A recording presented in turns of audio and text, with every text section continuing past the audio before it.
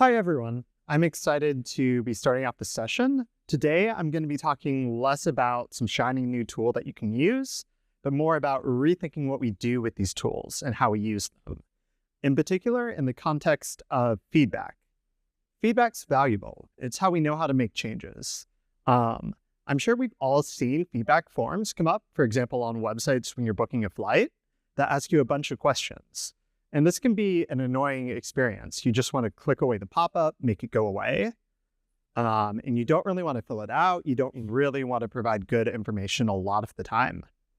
So a big question is, how do we get good feedback?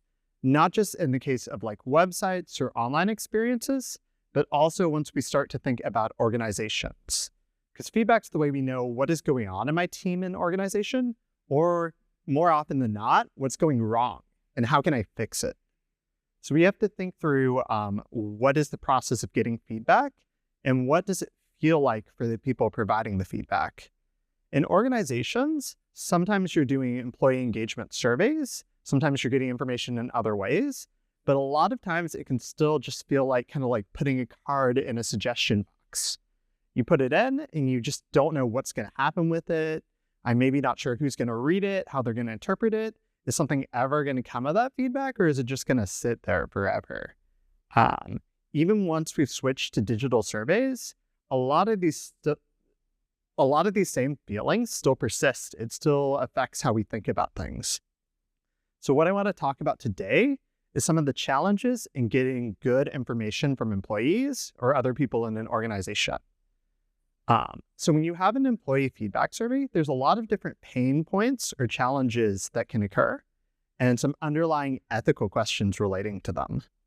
The first one is time and motivation. People are busy, people have different things in their job, and a lot of times people aren't going to want to fill out a feedback survey.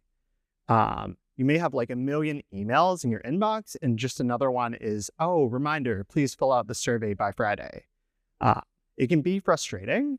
So you either end up with people not doing the feedback survey, or you get people just filling it out as quickly as possible, sometimes not putting in good or meaningful responses. In both cases are bad. Forcing someone to like answer a survey if they don't provide good information isn't really helping anyone at all. The second point of challenge is privacy or trust. Who's going to be receiving the feedback, and are they going to receive it in a positive light? What's kind of the potential impact and what's the potential harm? This is important, especially when you're asking people about their job. No one in a feedback survey is really going to say, oh, I'm doing a poor job, or they may be very hesitant to say something like, oh, I think this is going wrong, when negative feedback about another department, about a project, could affect their coworkers and could affect their friends in a negative light. So you have to really think about how can I make people feel safe and feel validated to give honest responses. Finally, you have to think about impact and the way it can affect things. When you're providing information, you don't necessarily know how it's going to be used. If I say something that, even if I think it's a positive light, together with other information, other contexts, other motives from decision makers, it could have an unexpected effect. So when I'm filling out feedback, I may be hesitant, or I may be thinking about like, what can go wrong? Do I trust this process? All of these pain points make collecting data hard. How do I get an honest, high quality view of what's going on in an organization?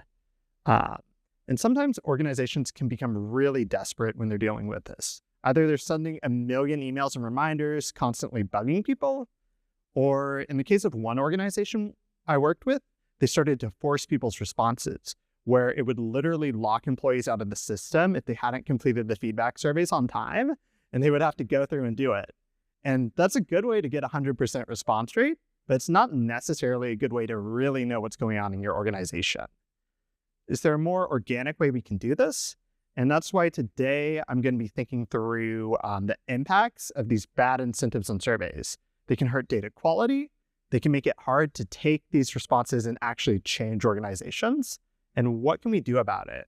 How can we get a better experience? And can we use some of these tools like Shiny, Quarto, or even Markdown to start to change the way we design surveys and deliver results to address these pain points? So that's our goal for today, to kind of think through the process. So to talk through what I did, I want to give you a little bit more context about my own work. I'm an academic. I'm at Cornell, and I was working on this project with several amazing collaborators at Northwestern. And we study networks, how people are connected to others within a team or an organization. And we were looking at this in several companies in the context of COVID, trying to understand what is going on, how are people seeking advice, providing leadership, and connecting in these challenging times. And the way we do this is by asking questions that build these sort of network models of who do people go to for advice, where are they silos in the department, where the whole network is bigger than the sum of its parts. So this is really reliant on surveys. You have to ask people about connections like advice, leadership, trust. These are all things that only exist in people's heads. They're not something that you can quantify with some like digital trace data. So as we started to conduct research, we were working with different companies, and we would work with the management and leadership in the company.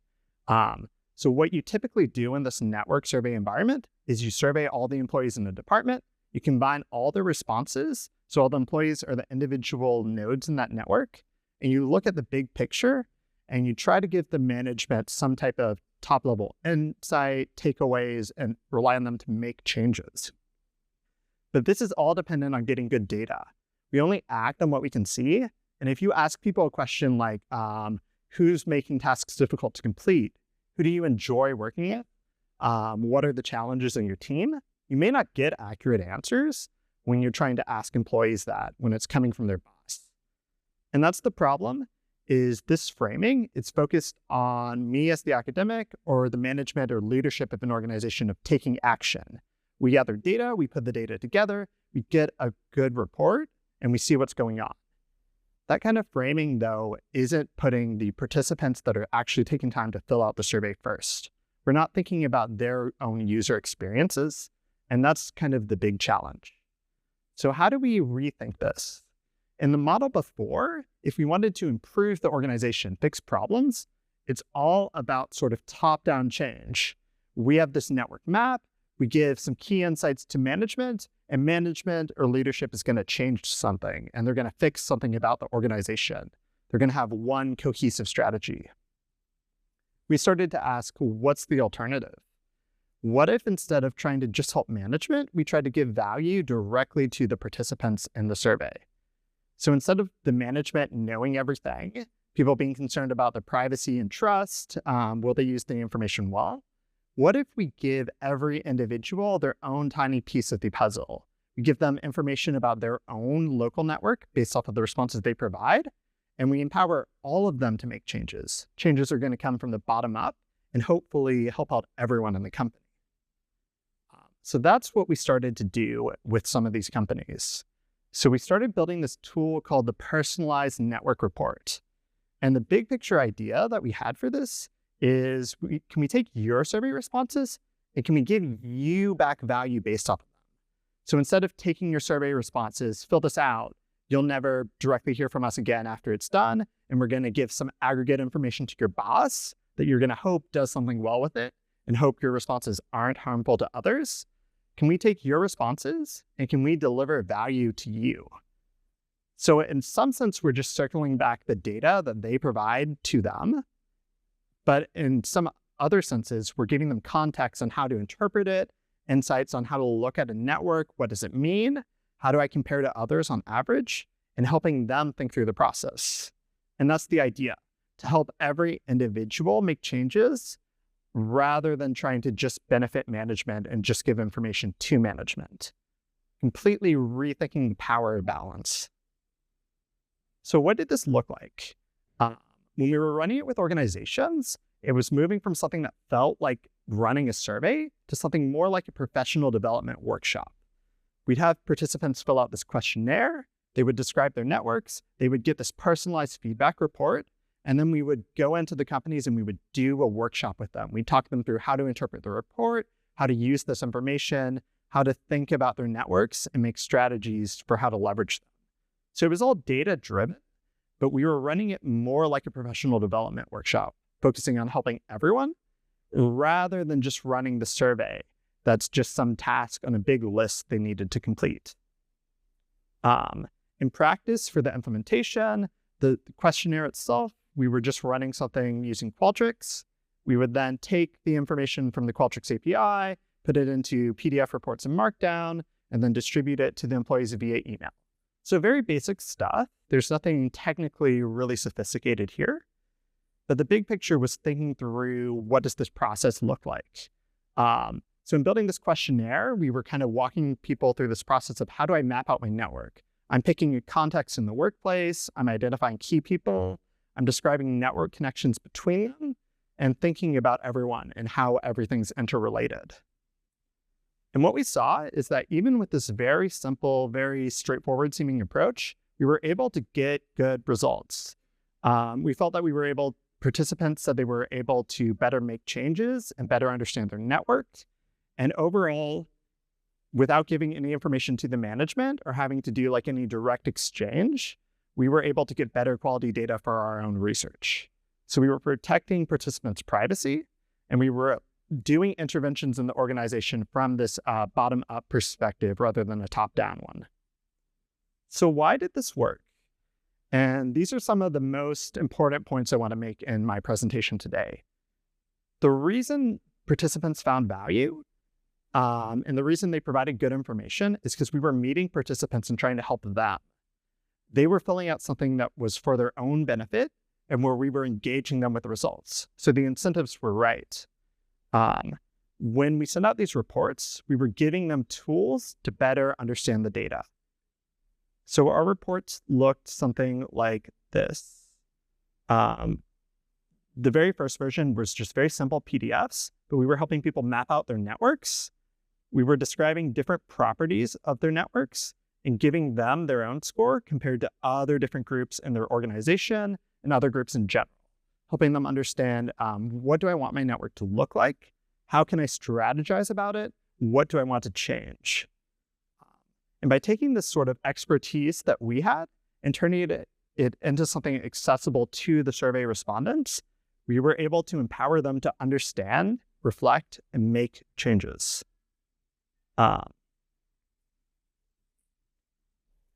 So a key part was we let participants reflect. A lot of people mentioned that they found value just in that first stage of this process where they were just filling out the questionnaire. And this was surprising to us, but after a while, it started to make sense.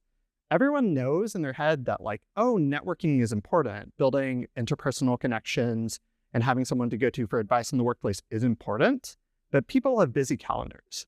You often don't set aside time in your day and say, I'm going to deliberately reflect on what's going on in my organization. I'm going to map everything out. I'm going to think of different strategies and what I should be doing differently.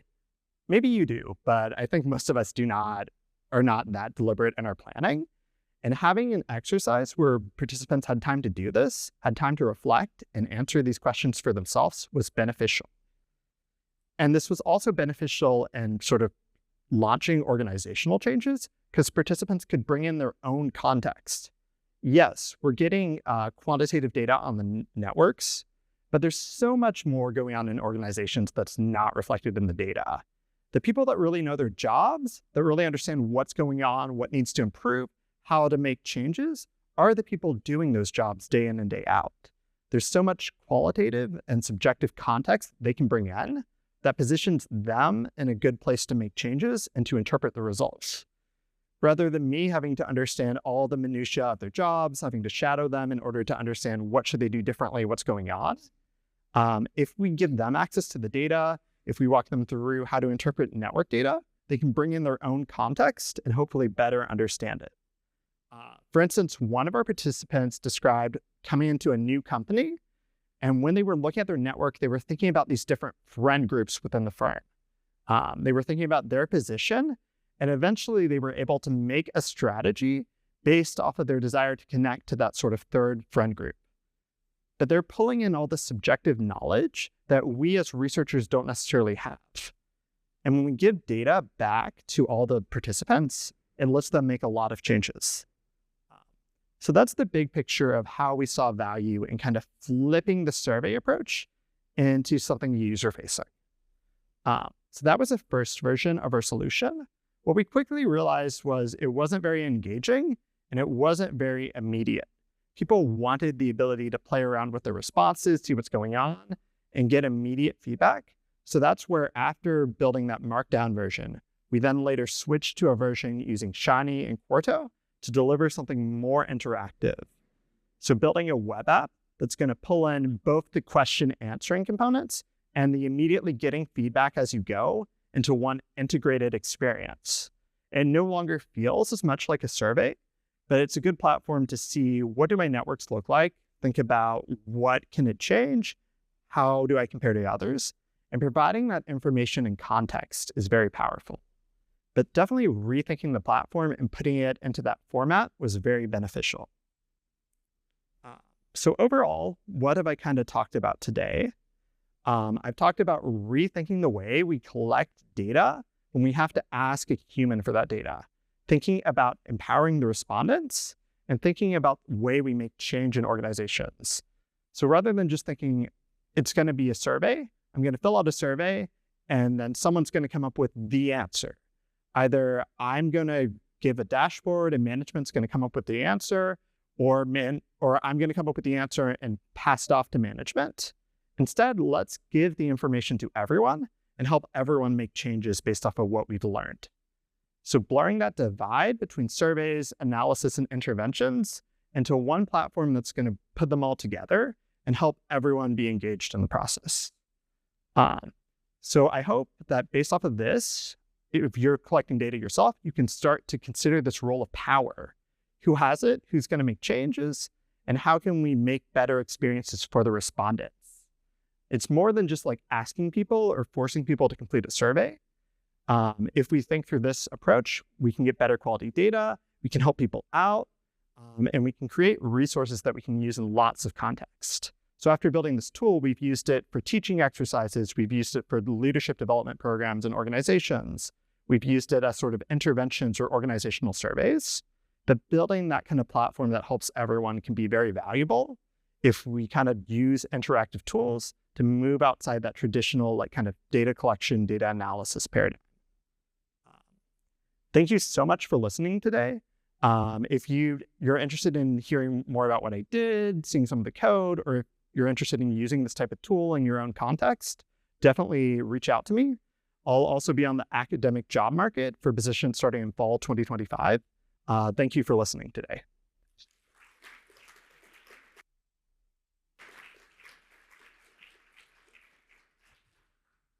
Thank you. We have time for a couple of questions. It seems like you come to this work with a strong theoretical background. What did you find most surprising about your results? I think the most surprising thing for me is I thought the value for participants would be really hard to get out of it. Once we started like delivering these reports to participants and asking them what was valuable, participants started saying, oh, it was valuable even before the report. Just even once we had the most basic version where we were doing like a Qualtrics survey and that would be put into a report, just filling out the Qualtrics survey, some of them said they had value because they didn't do that reflection. And I realized there's so much space to not just think about these surveys as like, oh, I'm getting data, but as more of a guided experience, more of like just thinking through questions can be valuable. And it doesn't all have to be researcher facing. Thank you. One last question. Your individual feedback reports were based on networks. Are there areas or types of information that are missed by this approach? Definitely, there's so much information. I think anytime you put a survey together on anything, you're missing a ton of information. The best you can kind of maybe do is having like open-ended like text entry questions, but even that's limited. That's one of the big things I kind of liked about this approach, thinking about it from an intervention angle, is yes, we're giving them network information and that's very limited.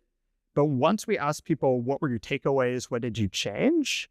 Like the example with the quote I gave, they were bringing in so much context that was outside of the network information. And both that and the network information together kind of inform their decisions and choices. There's so much richness in what they know. It's way, way more helpful to give the information to them in an accessible format than I think it would be for me to try and understand their jobs or figure out all that context. I just couldn't do it. So I think with the participants being empowered, they can understand that context and additional information so much better. Thank you. Let's thank Brennan again for his talk.